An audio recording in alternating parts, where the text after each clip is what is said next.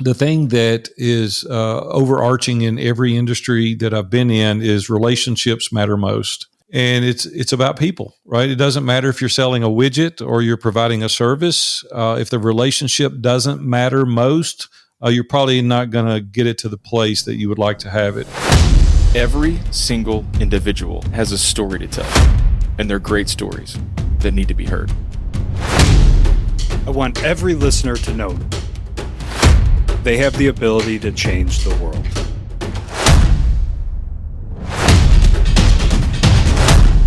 Welcome to the 1720 Podcast. What's up, Mountain Movers? Welcome back to the 1720 Podcast. Kevin is tied up today, and so it's just you're stuck with me and a great guest, which will be a wonderful conversation with Aaron Walker. Aaron, welcome to the show. Stuart, thanks for having me, buddy. Yes, sir. So I will curveball immediately.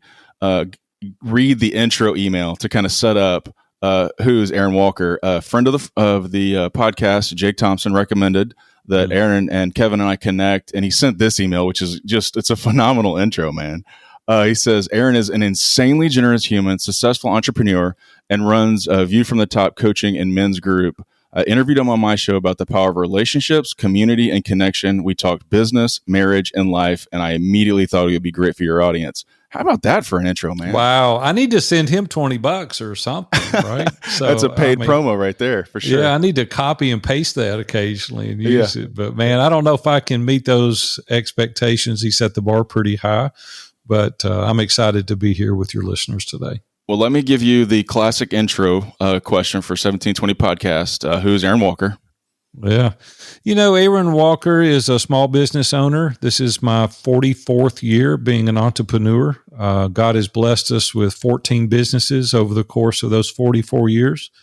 12 years ago, I retired, I thought, for the third and final time. And a mastermind group that I was in here in Nashville for a decade suggested that I start coaching. And so I started coaching a couple of guys. Brett Barnhart, he's in construction in Tulsa, Oklahoma, and Matt Miller down in Stephenville, Texas, not too far from you. And not too far at all. Started doing a few podcast interviews, and God blew it up. And today we have just under 150 members. We're in 5 different countries around the world now, and I'm helping ordinary men become extraordinary in all that they do. So That's me in a nutshell. Married 43 years this year, 2 daughters, Brooke and Holly. Brooke is the director of operations for our company, and I have 2 amazing son-in-laws, and the best part of my life is my 5 grandchildren.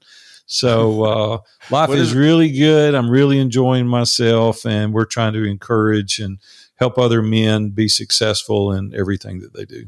Well, there you go. So when you say you have started, operated all those businesses, the word that jumped into my head was serial entrepreneur.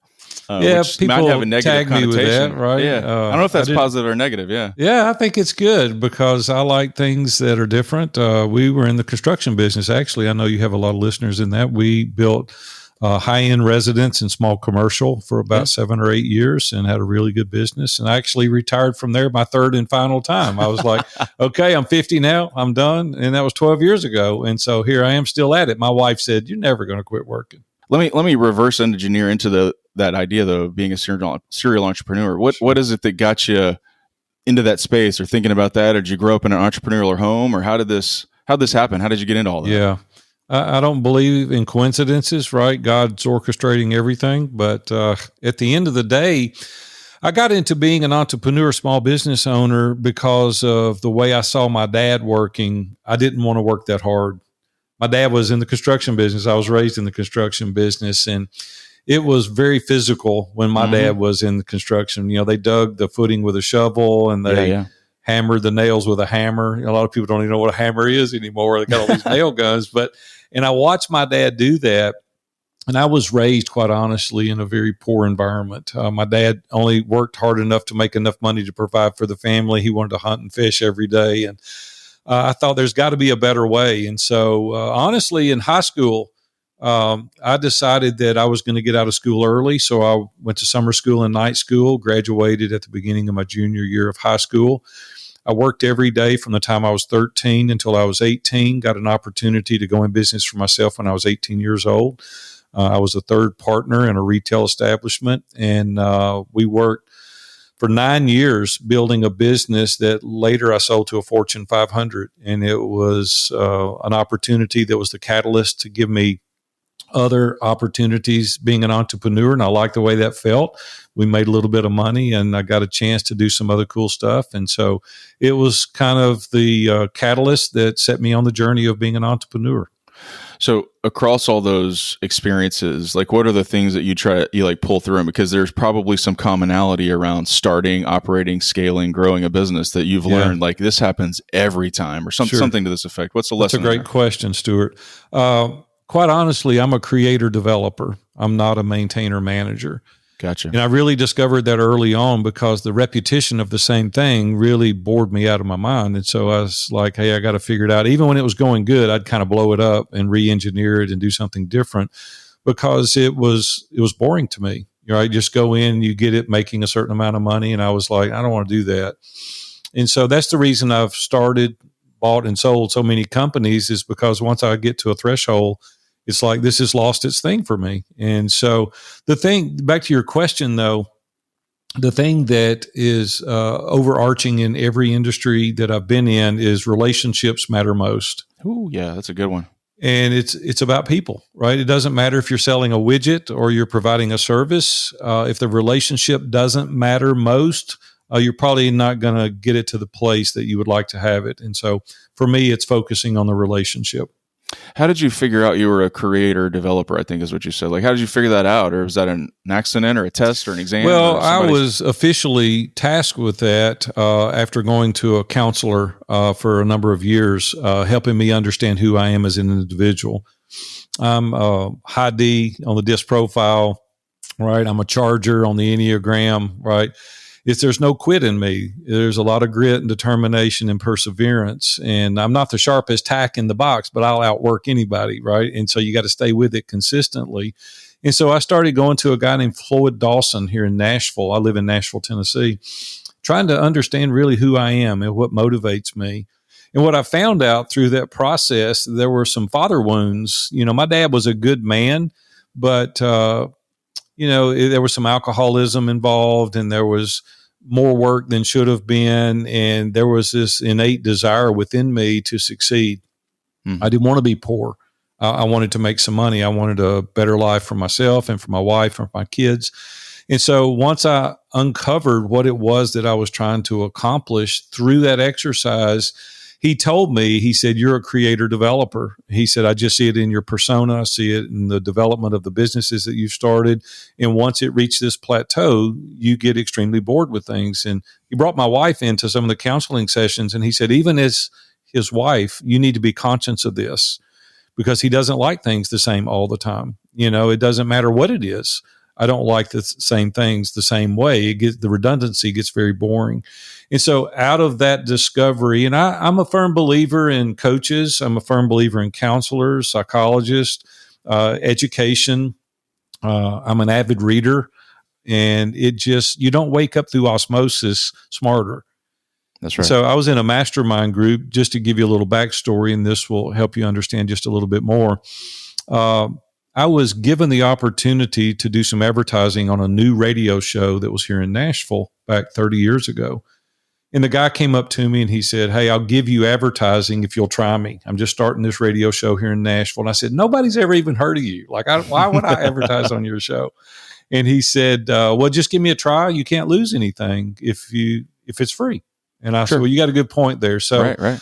I signed up for a week for free. 3 days into this radio show, I called him and I said, man, I don't know what these people are like. I don't know what you're doing, but like, I'm all over it because this is rocking my world. And that was my first encounter with Dave Ramsey. And Dave and I became very close friends as a result of that. I was his second sponsor on his show, and I sponsored his show for 21 years after that. Well, he started a mastermind group, and I never even heard of a mastermind group. I said, I don't even know what that is. And he said, well, just come to my office next Wednesday. I'll introduce you to the 10 guys I've invited, and hopefully you'll enjoy it. So I went to Robin. This was like 5 years into my sponsorship with Dave. And I went to Robin. I said, I don't want to go. She said, why?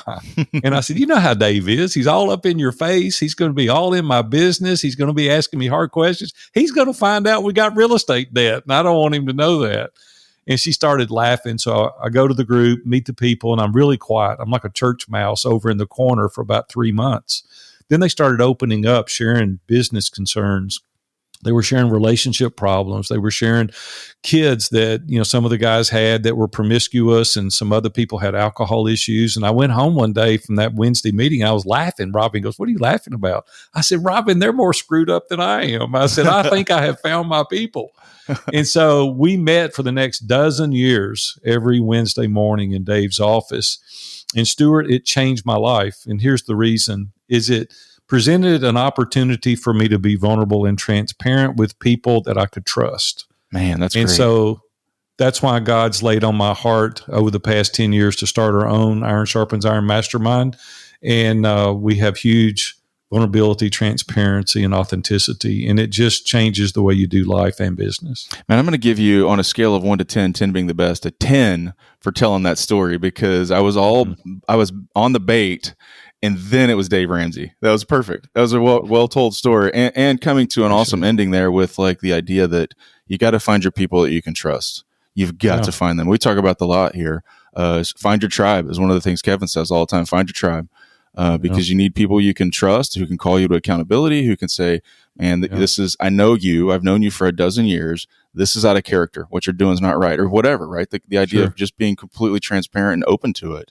Stuart, let's dive into that for a minute, because some of the people listening to this conversation, they're like, "I don't even know how to do that. Like, I don't even know where to start." And I think sometimes we tell people, go find your tribe, find your audience. And they're like, "Well, where do I start? I'm 25 or 30 or 35 years old, and I don't even know where to begin." First of all, you've got to be willing to subject yourself to the scrutiny of other people.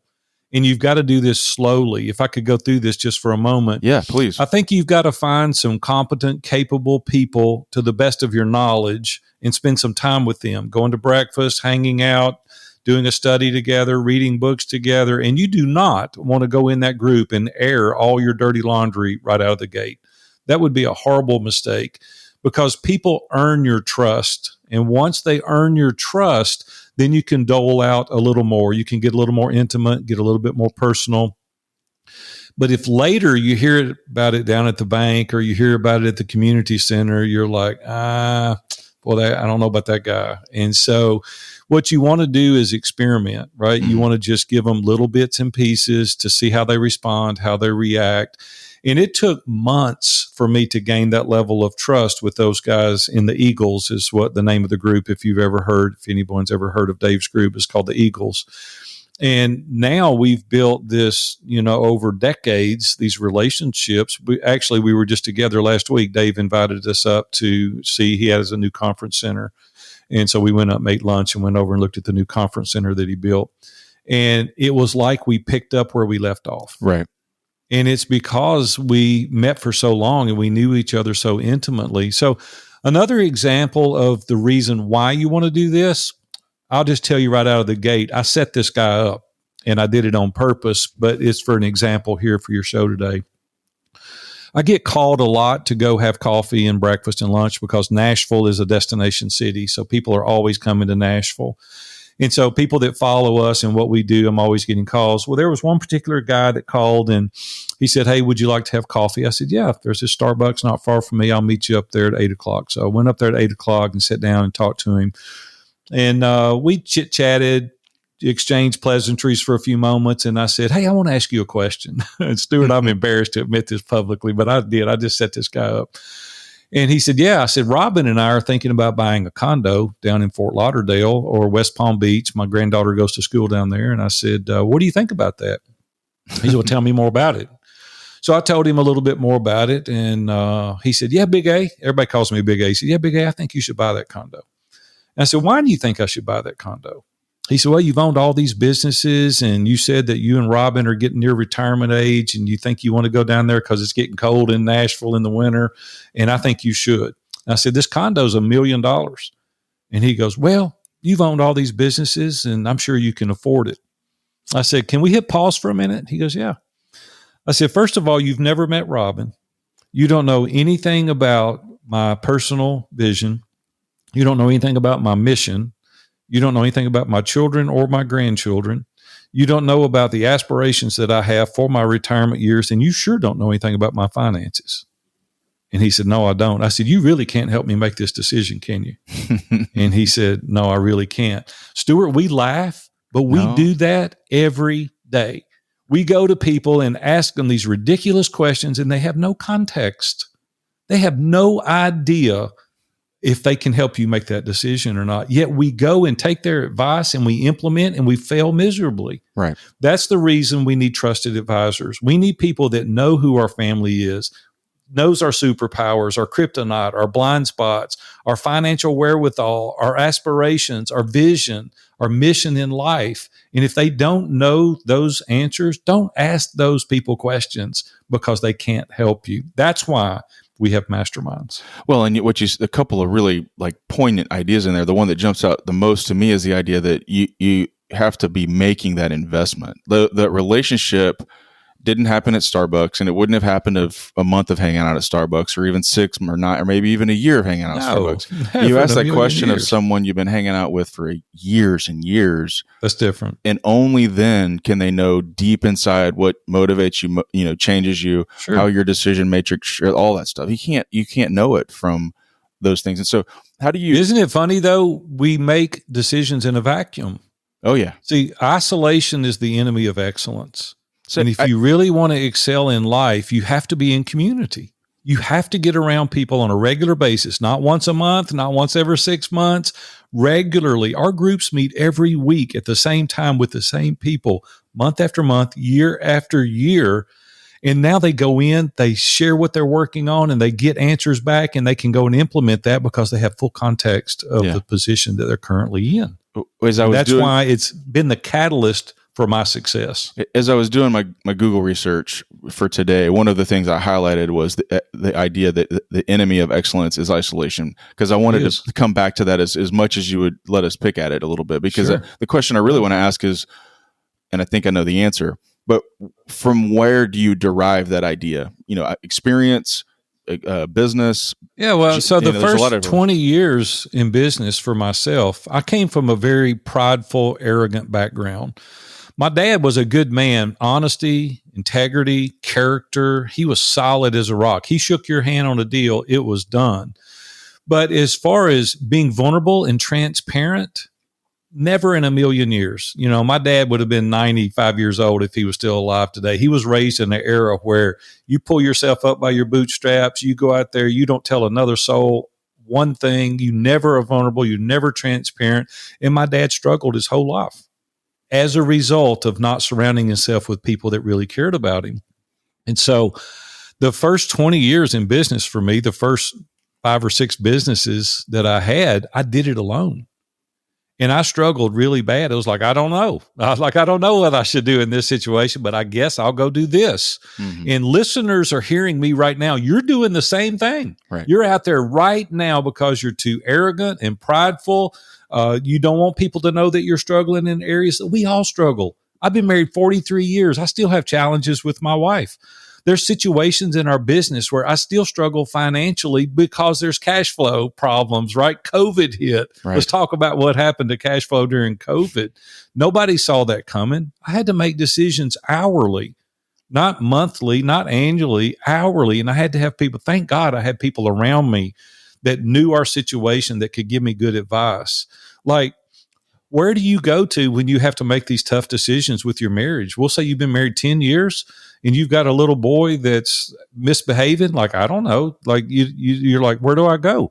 Or you've got a little girl that's being promiscuous. You're like, hey, I need to talk to some other moms. I need to talk to some other dads that have gone through this. Well, what if you're having cash flow issues in your business? And you're like, I'm scared to go talk to anybody. I don't want them to know I'm struggling. Right. Well, if you knew better, you might not be in the position that you're in. And so you need to go get counsel of the multitudes, because there's great wisdom and strength in the counsel of the multitudes. Yeah. And when you're sitting in a room and you're talking to 10 other people and they all collectively tell you, I don't think that's a good idea, you might think twice about doing it. But if they also, 8 of them says, hey, Stuart, this is a good thing, buddy. I think you do this and you do that. I think that maybe you're onto something. Well, it gives you a lot of confidence. Right. And you can move forward with the support. Otherwise, you're on your own. You're just trying to figure it out. Let me I'm gonna just linger there for a minute. So on the accountability key of all of that, or the accountability piece of that, I should say, I would say that there is general hesitation or trepidation, even if you're in a closely knit group like this, to raise your hand and say, "Hey, Big A, I got something I need to talk to you about," and dole out the accountability. Right. So I want to talk a little bit about tips, tricks there, Sure. but then there's also pride and ego is always in the way on the receiving. Ego's the enemy. Ryan Holiday. You need to read that book. It's a good one. It's a good one. And so talk through, if you have tips around the idea of doling out accountability and receiving it in a way that helps the process move forward. Yeah. Well, here's the thing. No one can make you do anything. People say, hold me accountable. Well, I can't make you do anything, right? You can present yourself accountable.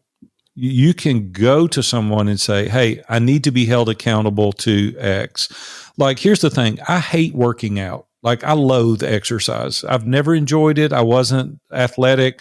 My family wasn't athletic. Nobody exercised. And so I'm a big guy. That's why they call me Big A. I'm 6'4", weigh 235. I'm a big guy. But if I didn't pay a trainer at the gym to hold me accountable, I wouldn't go and I'd weigh 300 pounds. And so I pay him money to hold me accountable. I know what to do. I know the exercises that I need to do. There's different forms of accountability, but he can't make me come to the gym, right? What's he going to do, right? There's nothing he can do. We have to desire accountability. It keeps us safe. It's guardrails. It keeps us in the center of the road. It doesn't but you have to present yourself in a fashion that you're willing to subject yourself to those boundaries. And it's difficult. Like, if I didn't pay that guy money, I wouldn't go. Just for you to call me and say, hey, Big Air, you're exercising. Well, I've got skin in the game now. And I'm like, okay, I got money invested. I'm going to go, right? Same way in mastermind groups. You're paying to be there, right? These free groups historically don't work, just FYI, because nobody's got any skin in the game. So half the people don't show up. You're not paying, so you're not going to listen to what they say. We pay attention to what we pay for. Mm-hmm. And when you're in these groups, you have skin in the game. You're paying attention. You're going to listen historically. Now, let me say this. There are some communities, there are some groups that do a really good job. I'm not saying that's a blanket comment. There are exceptions. I'm just saying rule of thumb. Yeah. So you want to go in and say, this is the area. We had a guy the other day that came in and he said, I'm a real jerk to my wife. And I need to quit doing that because she's not going to tolerate this much longer. So periodically, weekly, every 10 days, we would ask him, hey, how you doing with Danette? You okay? Until he built the habit, right? Because it takes a period of time to build the habit. And now he says it like he's an alcoholic. I'm 106 days clean, right? And he keeps up with it because he's really leaning in and we're holding him accountable. Yeah. And so you've got to desire the accountability for it to work. That makes good sense. So I in our church, we are encouraged to be in these community groups. It is an accountability group for sure. There are biblical based principles as to why we're doing it. And in the group that I was in prior to the one that we're in now, there was a moment in time where we all knew, and it was largely because people had moved, right? Like we just weren't regularly meeting. And so in that instance, because of our proximity, it became very clear that it was time to exit, right? But what are other markers in the groups that you've been on? You're like, you know what, this just isn't working anymore. How do you assess that? Great question. You got some great questions today. So when you get into a group, first and foremost, you need to get into a group where you have similar core values. And I want to go over these. If you're listening to me today and you don't have written core values, you need to establish those because it becomes the filter for every decision that you make, whether it be personal, professional, or spiritual. So my core values, there's 5. Everyone has different ones. A lot of people use honesty and integrity. Well, that's just the cost of being a human being. I mean, we all should, right? And so what's unique to you? And I've already shared one of mine, relationships matter most. That's my first core value. Everything that we do hinges around the relationship. The second core value is make it amazing. Like, I don't want to do anything halfway. I brought a C home on my report card when I was in the 7th grade, and my mom went, never again. I said, what? I said, Mom, that's average. And she said, yeah, that means you're just as close to the bottom as you are the top. And you can do better than that. And so from then on, I had to bring home something better than a C, right? I was going to get my hind end lathered up, pretty good. And so the third one is no excuses. Like, I hate excuses. Like, don't give me an excuse. Give me a solution, right? Give me an idea. The fourth one is everything is figure outable. I don't know what it's going to look like exactly. We're going to figure it out. My team knows never to come to me with excuses, and they know never to come to me and say it can't be done. I'm like, okay, what opportunity does this present? Right? We can figure this out. It may not look exactly like we had originally designed, but let's pivot. Let's modify this a little bit. Let's make this adjustment, and we're going to see what God is allowing us to figure out as a result of this. And then my last core value is truth before opinion. And what that means is that we look through the biblical lens first. There's 66 books we govern our life by. And once I look through those, your opinion is welcomed, but not until I look through those 66 books. So truth before opinion. Those are our core values. And so you said it, but I want to come back to it. Is like those become the cornerstones, if you will, of like all decisions. We're passing everything through this value decision. Set. Yeah. What is every that decision? We run it through every one of those filters, and we did some birthday cards years ago, and we sent them out to all of our members. And one of the members called me one day, and he said, Big A, thanks for the birthday card. And I said, you're welcome. He goes, these are not amazing. That's accountability. Stuart, it really pissed me off, Stuart, just to be honest with you. And I bit my tongue for a second. And I said, okay. He said, you have your administrative team do these, and they're just by a company, and they're not amazing. So I went back to our team, and I said, hey, we got the birthday cards out, and I thought they were pretty cool. They were just a stamped message, and then they were pictures off of their Facebook of them in the card, and then our team sent them out. And so I said, how can we make these amazing? We kept doing the same card, but instead of the message that was stamped in there, my team sends them to me once a month, and I sit down here at my desk and I write a handwritten message in every card. Everybody that gets them now calls me, Big A, this is incredible. You took the time to do this. This was personable. This meant so much to me. I showed my wife this card, and I'm like, okay, now it's amazing. Right. And we do everything that way. I'm not saying everything we do is amazing. Everything we do is as amazing as we know how today. Right. Yeah. And if we figure out a better way, we'll make it more amazing. Always let these things be your guidepost. Yeah. Well, and as you filter all the things through that, it starts to provide opportunity to shuck away things that aren't right down the fairway for you, right? Like that's an excuse. We're not doing it. That's not amazing. We're not doing it. You're saying can't be done. That's not how we operate. You're just giving me your opinion. What's the Bible say about this? And it keeps you down the fairway on headed in the direction that you've all agreed you're headed. But if you don't have established core values, you're always trying to discern if you should do this or not do this. Yeah. Well, see, when you establish those, it just creates a really nice filter for making good decisions. Yeah. Well, and the exit we took there was around the idea of, well, I accidentally said exit, but the detour we took there was talking about when in those groups you find yourself in a spot where you're like, man, this is not working, or maybe we do exit, or maybe we need to retool, so what's... Yeah, so we got the core values, and then the other thing is you want to align yourself. This is just for us, and I'm not saying this is for everybody that's listening out there today. I'm telling you how we run our business. We are for small business owners or decision makers that are faith forward, family first, that desires momentum and accountability. Those are the people we deal with. And if at any time you don't desire momentum, then you need to go. Mm-hmm. If you're not faith forward, then we're probably not going to be for you, because the things that we're going to talk about are faith forward. If you're not somebody that desires accountability, you're like, hey, dude, I don't need your accountability. Well, you're probably not for us. We're looking for game changers. We're looking for people that are serious. We're looking for people that align with people of similar worldview, similar core values, that align with our avatar of being that decision maker, small business owner, family first, faith forward, desires momentum, desires accountability. And at any time you become disenchanted with one of those, you probably need to go. Yeah. Because we're about getting it done. Well, and you can't get it done if you don't align with the culture that we built. Yeah. And so that speaks back to the core set of values, the mission of the organization, the statement that you guys have all sort of agreed to. We have agreed to be participating here. Once you no longer agree, one of us is no longer participating, and that's you. Yeah. Yeah, that makes sense. All right. So if you've rolled out these mastermind groups, across, I think you said 5 countries and hundreds of dudes. So what are some of the challenges that you see commonly popping up? I mean, there has to be, well, let me say this a little differently. And one of the things I like to draw from folks' experience is just like the strings that are consistent, right? This is, life is the same now as it was for Moses, right? He's same challenges, same issues, same things. So what are some of the things you draw forward for our listeners? That this is just what everybody's wrestling with. Yeah. There's a number of things. First and foremost, the isolation piece is common, very common. People feel isolated. They don't have trusted advisors. People hearing me right now are going, I don't have those people in my life, but they're not there. And so we hear that a lot. Second one is people don't get you. They just don't understand you.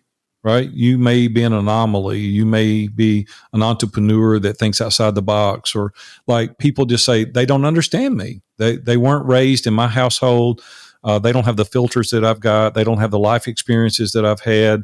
They've not done my profession. They've not lived with my wife. They haven't had my kids. They haven't been in my church. They haven't lived in my community. They don't know what it's like. They don't get me. And so they recluse. They pull themselves back is because they think no one can get them and understand them. They haven't been in an environment that's conducive for you being yourself. That's the second thing. Third is the work-life balance. A good friend of mine, Rory Vaden, wrote a book called Procrastinate on Purpose. And he said there's really not a such thing as work-life balance. What we need to do is be inordinately out of balance in 5 key areas of our life. We need to focus on prioritizing our priorities and really determining what it is that you want to accomplish. And I created a document called What Do I Want? And it's living very proactively, not reactively. And what we do is get up every day and we put fires out rather than designing a vision and living our life proactively, having people around us to hold us accountable so that we live our best true life. We're just putting out fires all the time. And so you need to prioritize your priorities. And when you're in a group of people that their priorities are prioritized and you know exactly what it is that you want, you don't follow the shiny object syndrome any longer. You're like, I'm living very intentional. I'm living very on purpose. And so all this structure does is it gets you organized. You present yourself as accountable. You design the life you want to live. You know personally, professionally, spiritually, relationally, and financially where you want to go. I created a program called Come As You Will Be, where you stand before your group virtually, obviously, and you say, hey, this is where I'm at 3 years from now. This is what I've accomplished in my relationships. This is what I've accomplished in my personal development, my professional development, my spiritual development. My finances are at this point. And then we reverse engineer that. And you know the task you need to do every day for the next 36 months to accomplish this thing that you want. The people that really do this, the vast majority of our organization, they have to readjust their goals after the first 18 months because they've so underestimated what they're able to accomplish with this much focus. We're even doing it in our church now. I go to Long Hollow Baptist Church in Hendersonville, Tennessee, about 7,000 members. And we've implemented this same program within our deacon body of our church. And it's been a game changer. Now we have 70 deacons that are doing this 10-person group in their church. We've designed a product for churches that help them have the same level of focus. And people that have been there 25 and 30 years said, well, we've learned more in the past 3 months than we have in 30 years about other people because it's the framework that we've built that makes these masterminds so successful. And so we understand the dynamics because I've been involved weekly for 25 years in these groups. And we've seen what works and what doesn't work, and we've just built the structure to accommodate the people so that they can have a high level of success. I'm going to navigate listeners right here because a moment ago you said that the What Do I Want worksheet is available. It's on your website. So let me just pause here to let you direct listeners there. I'll let you if you need. Yeah, just go to viewfromthetop.com/what do I want. Okay. And download that for free. Yeah. It's a great exercise to go through. And there's some other resources there too. I think you'll find helpful. Yes. And we don't charge for them. You just go download them and help yourself too. Yeah. There was one on here called the spouse survey that I haven't clicked download now yet, but it's open on the screen right here to click. Tell me about that. We're going to talk about that for a second. How long you been married, Stuart? Ashley and I were married on August the 1st in 2005. So I'm not good with math, but that's how long we've been married. Okay. Yeah, about 18 years. Yep. Is that right? Mm-hmm. Okay. So there's Ashley's her name? Yes.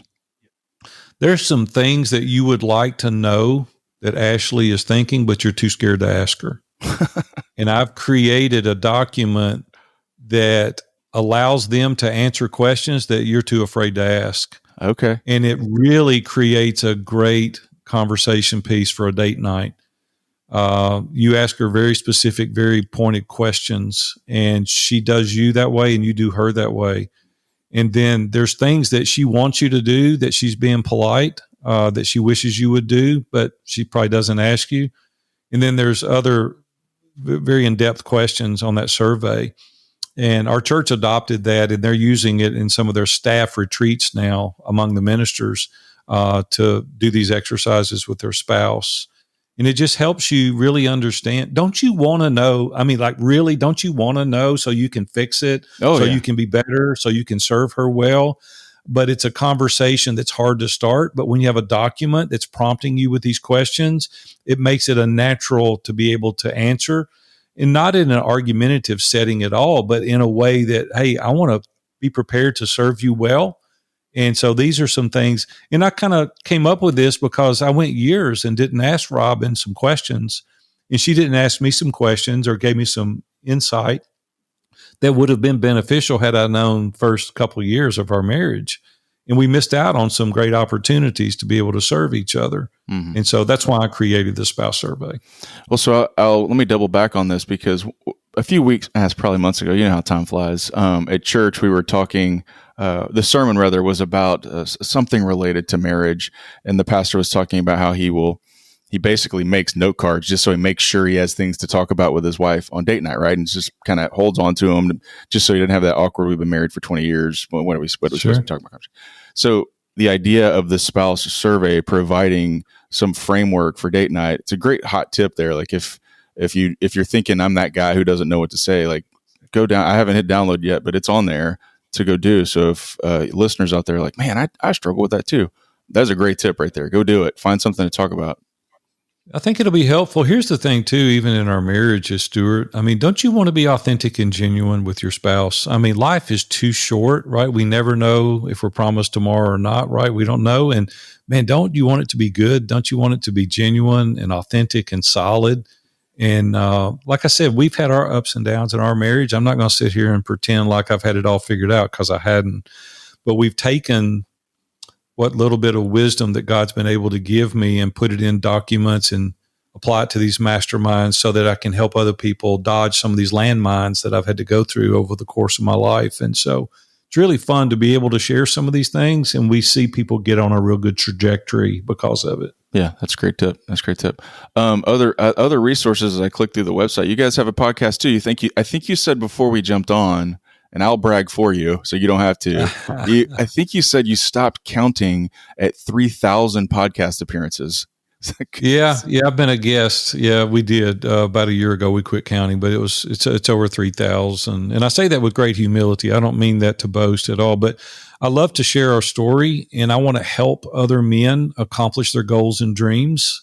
And I want them to be able to do it in a fashion where they're excited about it at the end of the day and not dreading Monday, and so that they enjoy their work and their occupations, but at the same time, they don't cast their family aside and do it at the expense of the relationships, because you only got one go through with those kids and your wife. I can make more money. I can start more companies, right? They don't have a memory, but my kids, my wife does. And I came home with a pocket full of money to a house full of strangers. And my wife came up to me and she said, "Hey, this is not what I signed up for." And I saw real quick, I better get my act together, or I was going to be a guy with a lot of money with no relationships. And I said, that's not going to fare well long for me. And so now we still make a little bit of money. We do okay, but my relationships are phenomenal. And it's because I was willing to invest the time and the energy to make that happen. Yeah. And so I want other guys to not offer their families on the sacrificial altar of more, bigger, better, shinier, faster, because it doesn't really scratch the itch like you think it's going to. Yeah. And the relationships are what matters most. And so we create a real healthy balance between scaling and promoting your business and growing. And I want you to make money. I hate it with the guy with money says money's not important. I want to go, you're a liar. It is important. Yeah. Right? It's a really great tool to help you live a phenomenal life if it's used properly. But if you're doing it at the expense of your family, it's not going to work out well for you. Yeah, those are all good points, all good tips, all good points. Let me, I guess, I'm clicking through. I was trying to hit on a few other resources, but tell me before I do that, tell me about the podcast you host, because you guys do one too. Yeah. Thank you. We do have a podcast. You can get it anywhere that you get podcasts. It's called View from the Top, and I have a co-host. We call him Wally. His name's Kevin Wallenbeck. He's our integrator in our company, and then I'm the host, obviously. And we have a great time. Wally and I do a lot of exchanges on topics, but we also invite guests. We have some really cool guests that comes and we interview them as well. But if you're really wanting to excel personally and professionally, I think it's worth signing up for. So go to View from the Top and check us out at the podcast. I'll tell you this, as I was doing my rounds on the internet to get prepped up for today, I listened to the most recent one. I think you guys were celebrating Wally's birthday, I think. Or at least he recently had a birthday or something to this 50. effect. Yeah. And I was driving in the truck, and this is, to me at least, the sign of an amazing conversation is I was driving the truck downtown and found myself just sitting listening as if I was just in the conversation talking with a couple of buddies. And so that's, to me, like the sign of like the tone that struck there is phenomenal. So if you guys need a couple extra buddies in the car, flip over and give it a listen, because it was really good, the one I checked out today. So yeah, man, I appreciate that. Thank you so much. Sure. Well, let me give you a chance. I know we plugged the resources segment, but let me give you a plug opportunity here. If folks want to get in touch with Big A, how do they do it? What's the plan? How do we get connected and stuff like that? And then we'll kind of two-step our way out. Yeah, I appreciate that. Viewfromthetop.com is our website. And it's a very extensive website, answers most questions. And if you're looking for a community, you're like, man, Big A, this really sounds good. This sounds like something I would be interested in.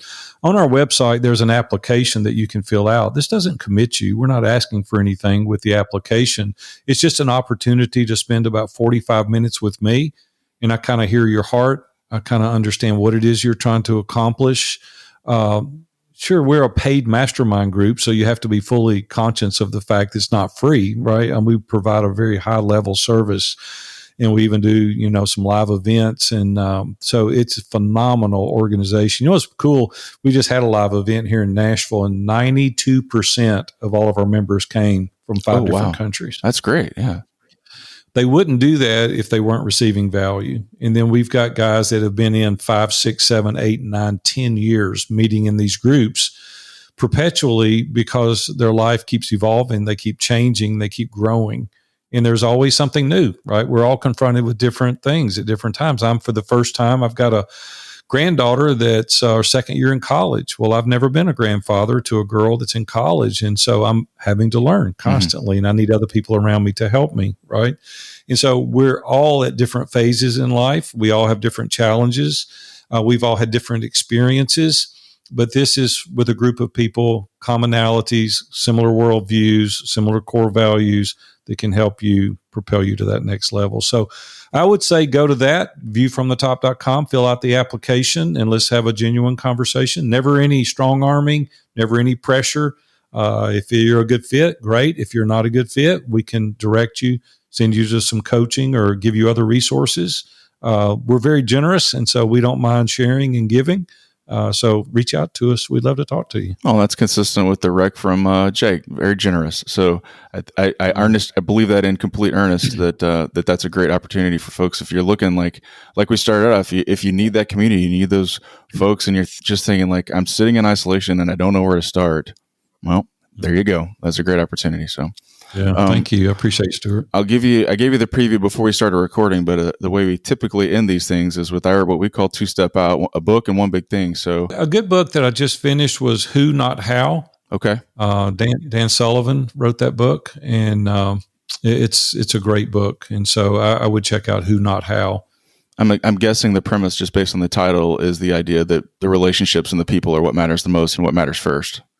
Yeah, well, we always dive into something and we want to learn how to do it. And I wish someone had taught me years ago to get the right person to do it instead of me figuring it out on my own. Oh, there you go. And so it's who, not how. We could have had even greater success had I adopted that strategy earlier. You don't need to know how to do everything. You need to have the right people that can do everything. And I've really learned that a lot through meeting with Dan Miller and Dave Ramsey and Ron Doyle and some of those guys that we met with. They've been very, very successful by adopting the premise of get competent people that can do it rather than you figuring it out all on your own. Yeah. And so, yeah, read who, not how. That's a good one. Okay, so lots of experiences, lots of communications, lots of touch points, lots of reading, lots of all of it. The unvaunted idea of what's the one big thing, Big A? I think if you really think through what you're trying to accomplish, the thing that holds us back the most is we're afraid of failure. We're fearful. And I can't say that I don't get afraid sometimes, but I'm going to try. I'm going to try to do it. And so I say fear missing an opportunity more than you fear failure. And if you'll adopt that strategy, it may not work out exactly like you had anticipated, but at least you'll know you tried. And quite honestly, way more has worked than not. And it was usually on things that I was afraid of. And so I just say lean into fear missing an opportunity more than you fear failure. And you'll have a greater amount of success than you could possibly imagine. That is excellent advice. I appreciate it, man. So if you're interested in getting connected with Big A, there's info on how to do it. We'll obviously link it in the show notes. And Mr. Walker, I appreciate your time. Thanks for hanging out with us. All right, buddy. We'll see you.